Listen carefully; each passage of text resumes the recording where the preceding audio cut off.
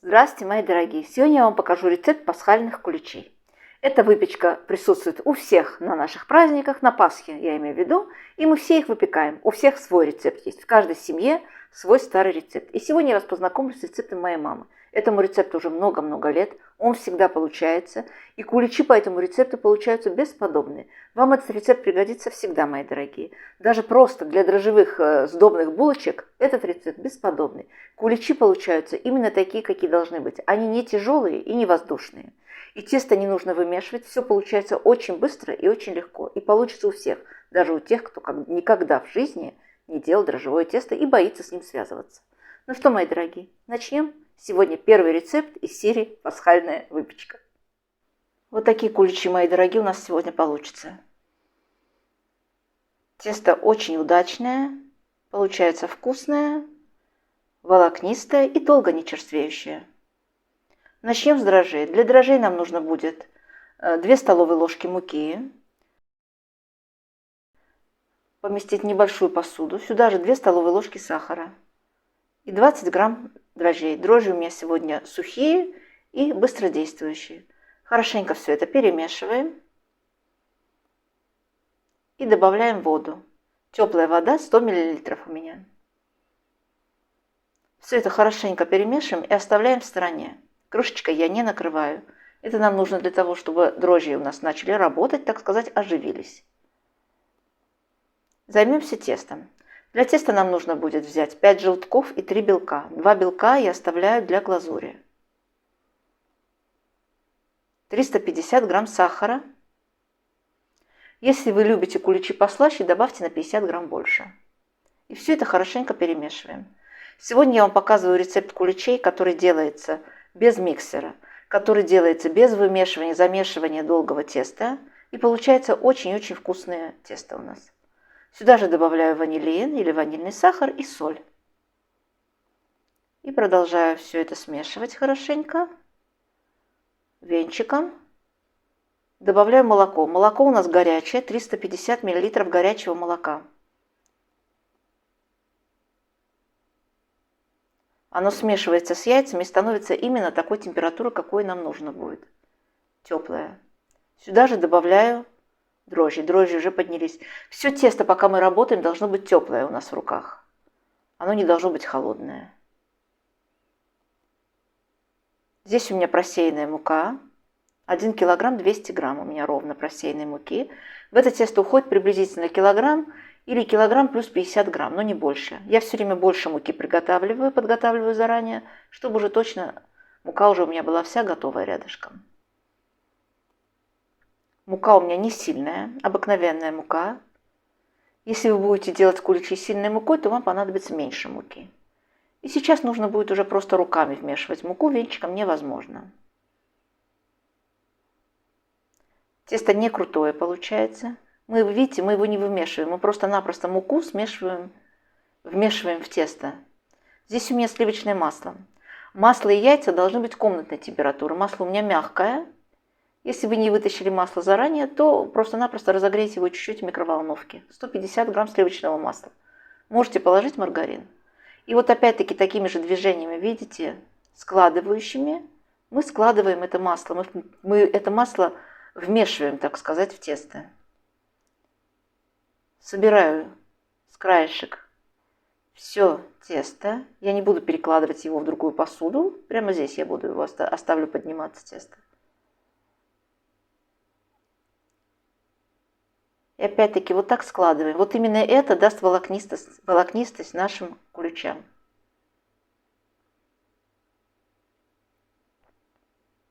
Накрываю крышечкой или полотенцем и оставляю в теплом месте буквально на 1,5-2 часа. Столько муки у меня осталось. Я ее взвесила. Здесь у меня ровно 150 грамм. Получается, в тесто у нас ушло 1 килограмм плюс 50 грамм муки.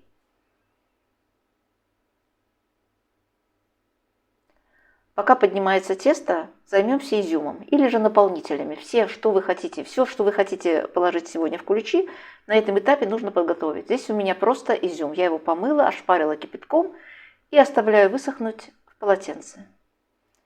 Вы можете точно так же порезать курагу или же любые сухофрукты и цукаты. Тесто подошло. Оно у меня подходило ровно 1,5 часа. Здесь у меня растительное масло. Для рук это уже. И начинаем точно такими же движениями, складывающими, вмешивать изюм в тесто. Весь изюм нам нужно будет именно так вмешать. Складываем тесто постоянно.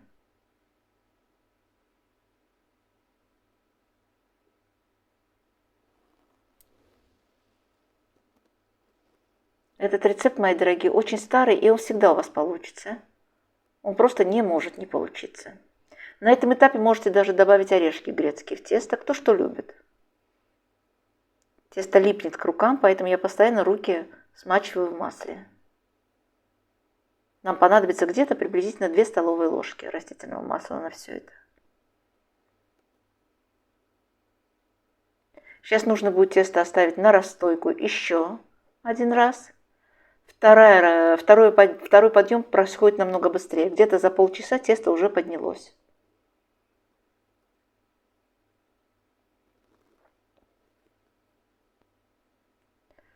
Поверхность у меня сегодня силиконовый коврик, смазываю растительным маслом хорошенько.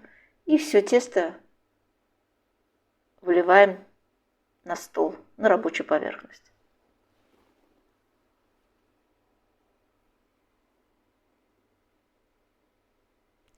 Тесто очень приятное, с ним очень легко работать, оно как будто живое. Посмотрите, какое оно мягкое.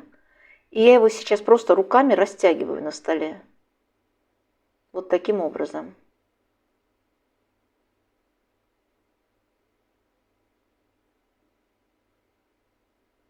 И сворачиваем.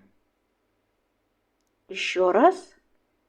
И с 2 других сторон точно так же. У нас получается вот такая маленькая, не маленькая, вернее, но просто вот такая у нас подушечка получается.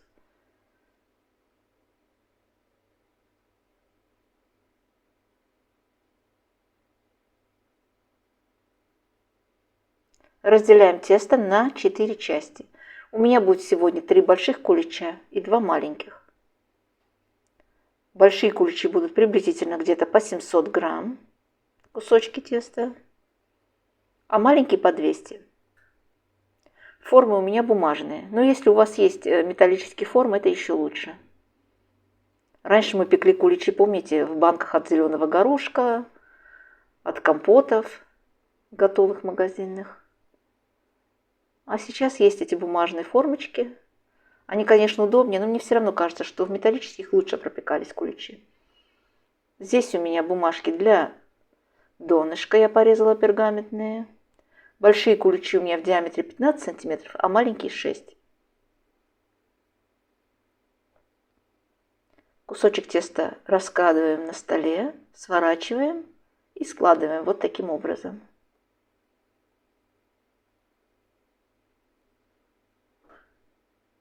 И кладем в формочку.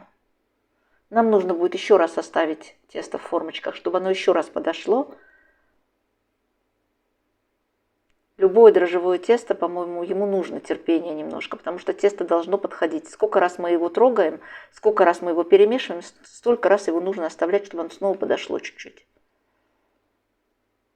Точно так же делаю. Точно так же наполняю все формочки, и маленькие, и большие. И оставляю, накрываю полотенцем и оставляю еще буквально на минут 20.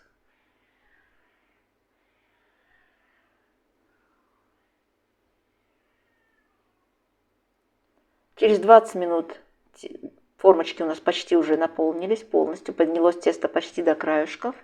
И отправляем их выпекаться. Духовка у нас должна быть хорошо разогретая на 170 градусов.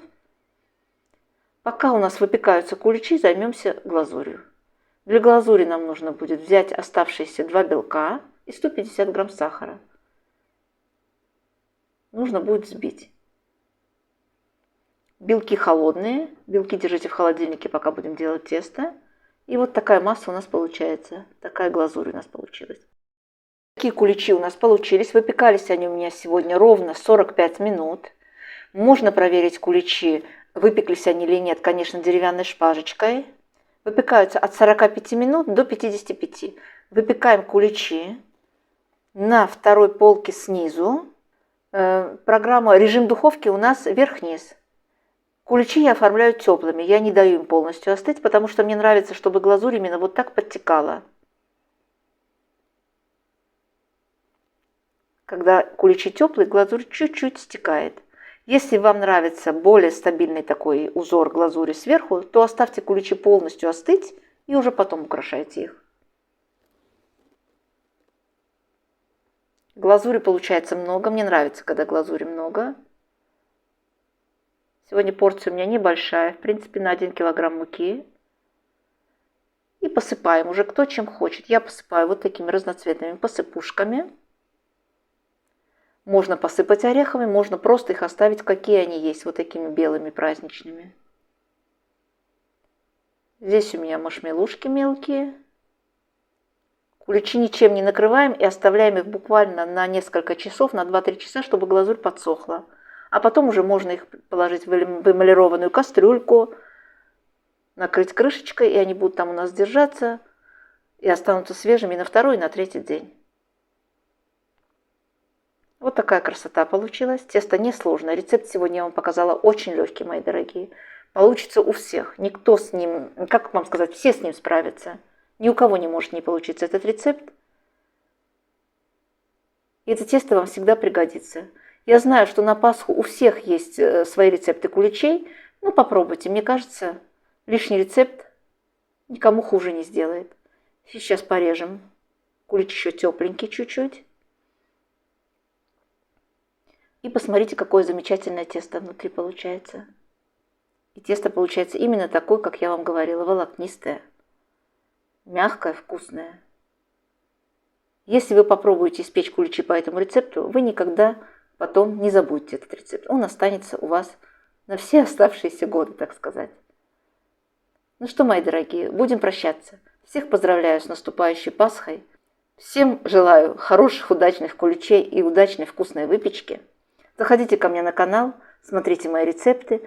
Если вам, конечно, нравятся мои рецепты, подписывайтесь и нажимайте на колокольчик, чтобы мы не потерялись. Пока-пока, мои дорогие. Всем приятного чаепития. До новых встреч. Всех люблю.